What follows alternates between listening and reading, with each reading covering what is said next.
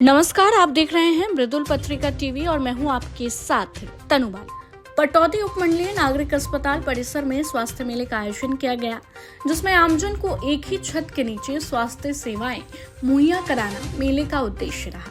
नागरिक अस्पताल में लगाए गए स्वास्थ्य मेले का शुभारंभ Gurugram civil surgeon doctor Virendra Yadav ने किया। इस मौके पर पटौदी अस्पताल की सीनियर मेडिकल ऑफिसर सहित पूरा स्टाफ मौजूद रहा। बताते चले कि स्कूली छात्र छात्राओं द्वारा अस्पताल प्रांगण में सांस्कृतिक कार्यक्रम प्रस्तुत किए गए और लघु नाटक के माध्यम से नागरिकों को जागरूक किया गया। स्वास्थ्य मेले में विभिन्न स्वास्थ्य सेवाएं, जिसमें नेत्र रोग विशेषज्ञ, हड्डी रोग विशेषज्ञ, दंत चिकित्सक, आयुष विभाग, महिला रोग विशेषज्ञ, मुख्यमंत्री स्वास्थ्य बीमा योजना के रजिस्ट्रेशन के साथ ही आमजन को स्वास्थ्य योजनाओं के प्रति जागरूक किया गया। स्वास्थ्य मेले में मुख्य अतिथि के तौर पर पहुंचे Gurugram civil surgeon doctor Virendra Yadav ने आश्वासन दिया कि नागरिक अस्पताल में स्वास्थ्य सेवाओं की कमी को देखते हुए जल्द ही उन्हें पूरा किया जाएगा। पत्रकारों से बातचीत करते हुए डॉक्टर वीरेंद्र यादव ने कहा कि एक्सरे के लिए और अनसिस्ट के लिए जो ट्रायड में एक जो अनसिस्ट तीसरा पार्ट होना चाहिए, गायनेकोलॉजिस्ट, पीडियाट्रिशियन हमारे पास ऑलरेडी हैं। अनसिस्ट के लिए आज मैंने उनको ऑफ़र भी दे दिया है। हमने 1 लाख से 1.5 लाख की उनकी सैलरी के लिए भी ऑफ़र दे रहे हैं। तो मुझे उम्मीद है कि अनसिस्ट की सर्विसेज आपको अभी इमीडिएटली या इसी माह में उपलब्ध हो जाएंगी। और रेडियोग्राफर की समस्या पूरे प्रदेश में है, जैसा आपको मालूम है। उसके लिए कोर्ट में कोई केस चल रहा है, वो नियुक्तियां जल्दी शायद वो भी हो जाएंगी। अन्यथा जहां जहां पर निरोगी की सेवाएं दी जा रही हैं अभी, या सब डिविजनल हॉस्पिटल तक या सीएचसी लेवल तक हम रेडियोग्राफर के लिए एक फाइल अप्रूवल के लिए गई है। संभवतः इस माह नहीं तो अगले माह आपको भी रेडियोग्राफर मिल जाएगा और एक्सरे की सर्विसेज स्टार्ट हो जानी चाहिए।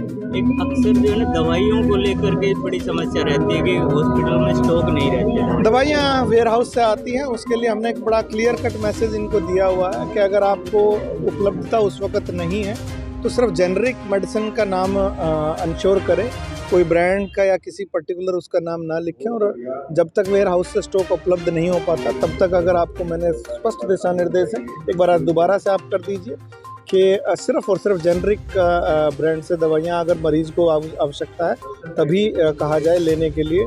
और इसमें भी अभी HMCL की तरफ से काफ़ी ऑर्डर्स जो हैं वो होंगे और आने वाले दिनों में दवाइयों की उपलब्धता भी वो है वो बढ़ जाएगी।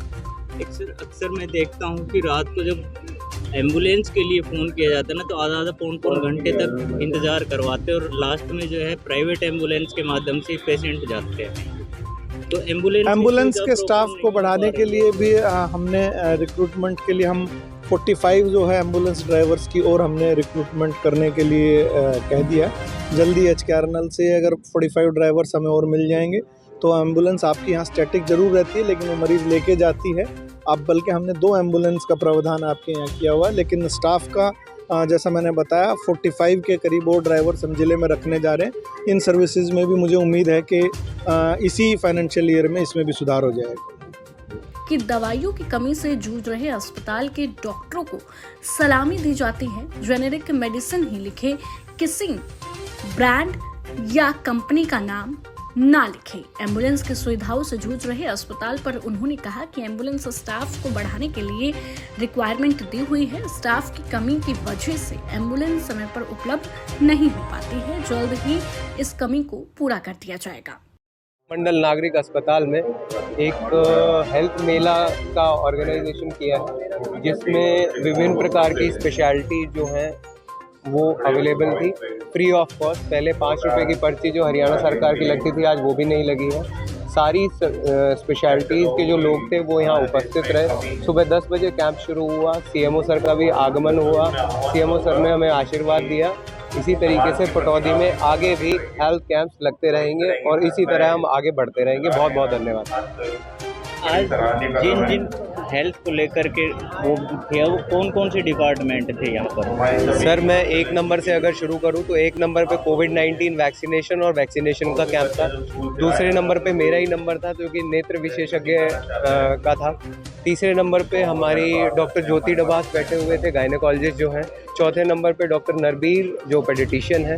5वें नंबर पे हमने डॉक्टर मनोज को बुलाया था जो कि रेवाड़ी से उन्होंने हमें सुविधाएं दी। छठे नंबर पे डॉक्टर शिवम बैठे थे, जो कि हमारे ऑर्थोपेडिशियन या हड्डी रोग विशेषज्ञ हैं। पाँचवें नंबर पे हमारा आयुष डिपार्टमेंट जो पूरा वर्किंग था। सातवें नंबर पे हमारा मलेरिया का जो कैंप था वो था। और उसके बाद इसी तरह बीपी शुगर की जो फ्री में जांच थी वो हुई हैं, और बाकी सारी सुविधाएं हमने उपलब्ध कराई हैं। धन्यवाद। बिल्कुल बच्चों को बचाने के लिए क्या क्या उपाय करने उपाय चाहिए। करने चाहिए और क्या सुझाव दिए आज जो पेशेंट आए उनको?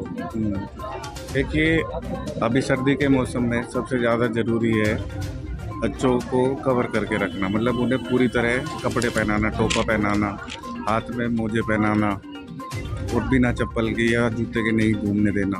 तो ये तो हम घर में कर सकते हैं, लेकिन ऐसा भी नहीं है कि बच्चों को बाहर जाने से रोक सके। बच्चे स्कूल भी जाएंगे या कहीं भी, मतलब बाहर भीतर तो है ना, बच्चों को जाना ही पड़ेगा। तो उसके अलावा उनको मतलब ऑयलिंग कर सकते हैं, जैसे सबसे बढ़िया है घोड़े का तेल, नारियल के तेल से मालिश कर सकते हैं, ताकि हमारी चमड़ी पे एक प्रोटेक्टिव लेयर होती है वो बन जाए, इससे ठंड से बचा जा सके। एंड बाकी तो देखिए, अब ठंड तो लगती है, किसी को भी लग सकती है। आज आपके पास कितने बच्चे आए हैं? आज मेरे पास अभी तक 30 बच्चे आ चुके हैं, और उनके वो ज़्यादातर की सर्दी और जुकाम ही था, ज़्यादातर के खांसी थी, जुकाम था। अभी जो सीज़न चल रहा है वो वायरल चल रहा है, उसमें बच्चों को फीवर कम आता है, लेकिन है ना, खांसी ज़्यादा रहती है। जैसे H1N1 होता है वायरस, ऐसे वायरल जैसे कोविड था, कोविड भी वायरल ही था। लेकिन अभी जो बच्चे हैं कोविड पॉजिटिव तो नहीं आ रहे, लेकिन it's a type of viral infection only. तो उसमें कफ और कोल्ड ही बेसिकली हो रहा है बच्चों को। मानेसर नगर निगम के